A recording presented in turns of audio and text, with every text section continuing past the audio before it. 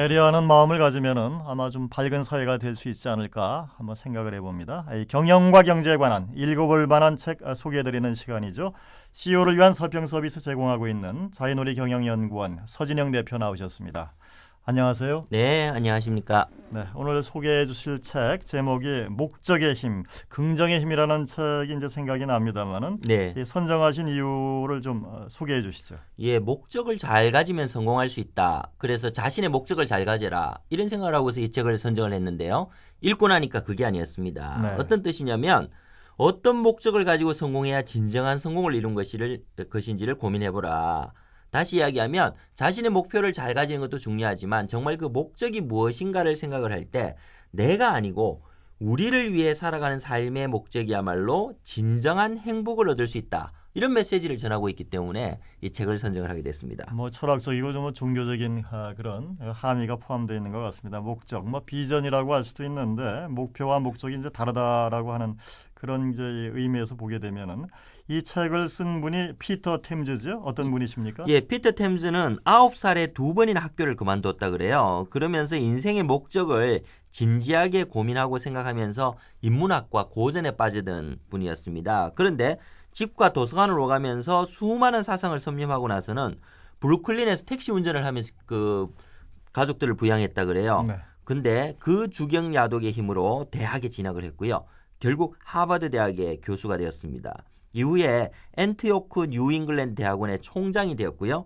지금은 컬럼비아 대학교의 인문학 교수로 재직 중에 있는 사람입니다. 정말 삶의 이런 깊이를 가지고 있는 분이기 때문에 목적의 힘이라는 책에 그 힘이 대단하게 크게 느껴지는 내용이 되겠습니다. 아까 야망이란 그 말씀을 하셨는데 이제 긍정적인 측면에서 야망, 뭐 다시 다른 말로 따지면 아마 비전 뭐 이렇게도 이제 해석할 수 있지 않을까 생각이 됩니다. 어떤 열정 이렇게도 이제 해석이 되고요. 이 테레사 수녀의 삶을 이렇게 사례로 들고 있던데 어떤 얘기인지 한번 좀 야망하고 좀 관련을 해가지고 설명을 해주시죠. 예, 이 저자는 목적에 힘을 주기 위해서는 4가지 요소가 필요하다고 이야기를 합니다. 야망, 통찰력, 관계, 긍정적 영향 이렇게 이야기를 하는데요. 그중에서도 가장 중요하게 첫 번째 내세운 게 야망입니다.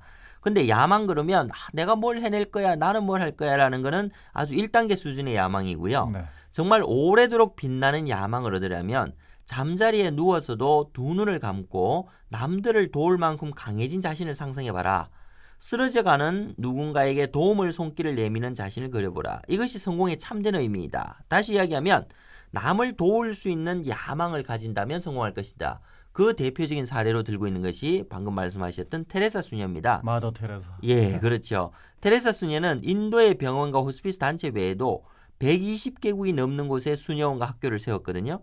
근데 그렇다면 테레사 수녀가 다른 수녀들과 다른 점은 무엇일까? 저자는 야망이라고 이야기를 합니다. 뭐냐면 테레사 수녀는 모금센터를 뉴욕시에다 건설을 합니다.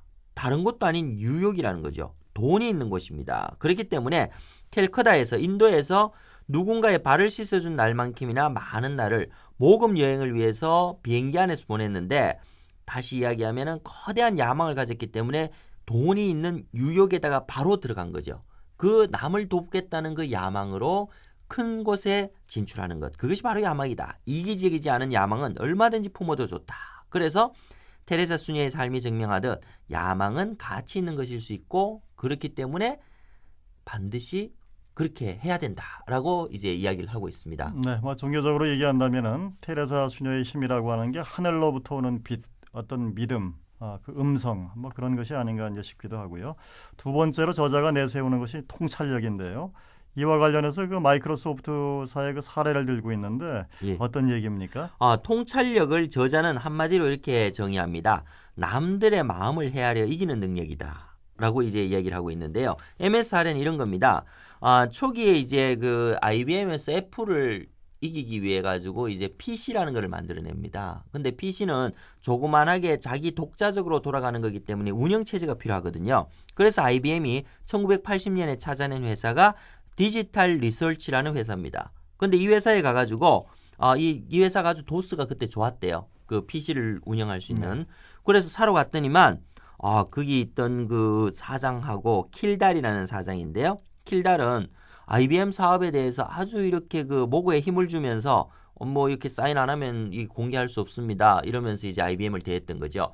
근데 MS의 마이크로소프트의 빌 게이츠는 통찰한 겁니다. 아니다. IBM에게 지금 한번 져준다면 우리가 이길 수 있다라고 이야기를 하면서 회사 이름도 마이크로 앤 소프트라고 지었지 않습니까? 우리는 작고 약한 기업이니까 IBM 크고 하드한 그 하드웨어를 만들고 위대한 기업이니까 우리 것을 잘 써주십시오라고 이야기를 하면서 대외비 각서 이런 데다 막 사인을 해준 거죠. 그랬더니 결국에는 최종적인 승리자는 IBM을 제치고 마이크로소프트가 된 겁니다. 세계 소프트웨어 시장을 완전히 정복을 하고요. 빌 게이츠가 750억 달러의 부를 쌓게 된 발판이 된 것이 바로 이 통찰력. 한번 져주면 된다. 그래서 약자가 강자인 척을 그만두는 즉시 강해질 수 있다는 사실이죠. 그래서 이러한 통찰력을 가지고서 세상을 대했기 때문에 MS가 세계 최고의 회사가 될 수 있다. 이렇게 이야기를 하고 있습니다. 네, 오늘 소개하고 있는 책이 목적의 힘. 여기서 이제 이걸 갖다 이루기 위해서 네 가지 요소인 야망, 통찰력. 지금 이제 세 번째 단계입니다만은 관계가 중요하다 하는 이 커뮤니케이션 상당히 중요하지 않겠습니까? 이 관계, 저자가 얘기하는 그 일과 관계되는 사람들과의 커뮤니케이션 어떻게 정의를 하고 있습니까? 관계를 잘 만들기 위해서는 어떻게 해야 되느냐라고 할 때 이 저자는 세 가지를 얘기합니다. 첫 번째는 모든 이익을 나누면 관계가 좋아진다라고 이야기를 하죠. 재밌는 이야기입니다만은 왜 그토록 많은 사람들이 일터의 관계 속에서 서로를 신뢰하지 않는 걸까? 답은 단순하다. 위험을 나눈 후에 이익도 나누게 될지를 믿을 수 없기 때문이다. 라고 표현을 하고 있습니다. 그렇기 때문에 모든 이익을 나눈다는 원칙을 세우고 사람들과 공유한다면 관계가 지속된다라는 표현을 쓰는데요. 여기서 재미있는 것은 모든 것을 나누라 할 때 돈을 얘기하는 게 아니라는 겁니다. 네. 돈만을. 다시 이야기하면 예기치 않은 경사가 일어났습니다.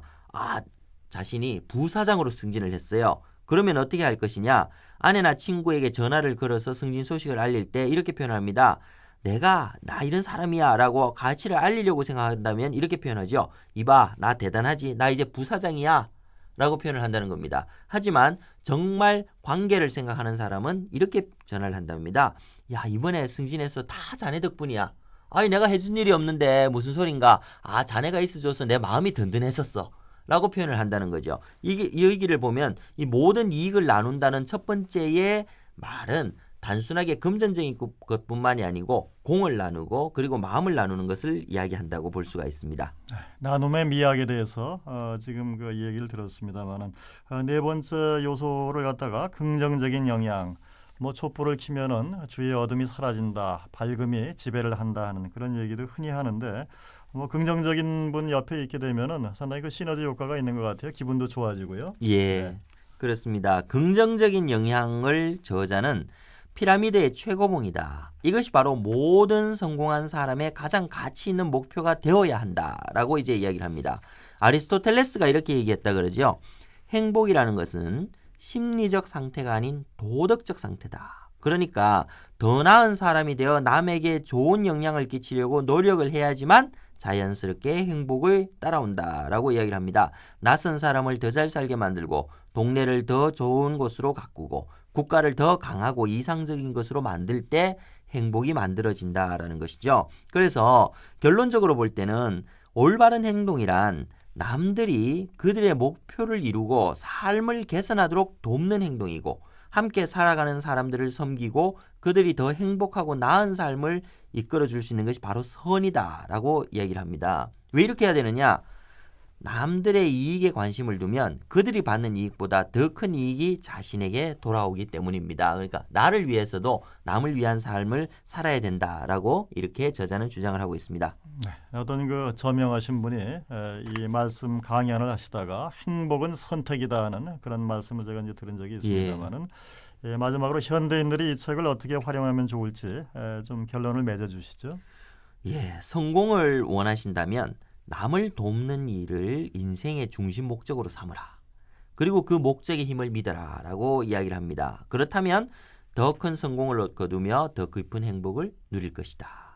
이 말은 내가 단순하게 나를 위해 사는 1단계 뭐 남을 위해서만 사는 나와 남의 관계를 생각하는 2단계가 아니고 제3단계 정말 남이 성공해야 내가 성공할 수 있다는 그 목적의 힘을 믿을 때 내 자신의 삶이 바뀌고 전체 사회가 바뀌어진다라는 목적을 가지자라는 걸로 정의를 할 수가 있겠습니다. 네, 상성의 아가페적인 사랑의 어떤 그런 의미를 갖다가 깨닫고 실천을 할 수 있으면은 아마 되지 않을까 이렇게 네. 한번 상상을 해봅니다. 네. 지금까지 자인우리 경영연구원 서진영 대표였습니다. 고맙습니다. 네, 책 읽고 행복하십시오.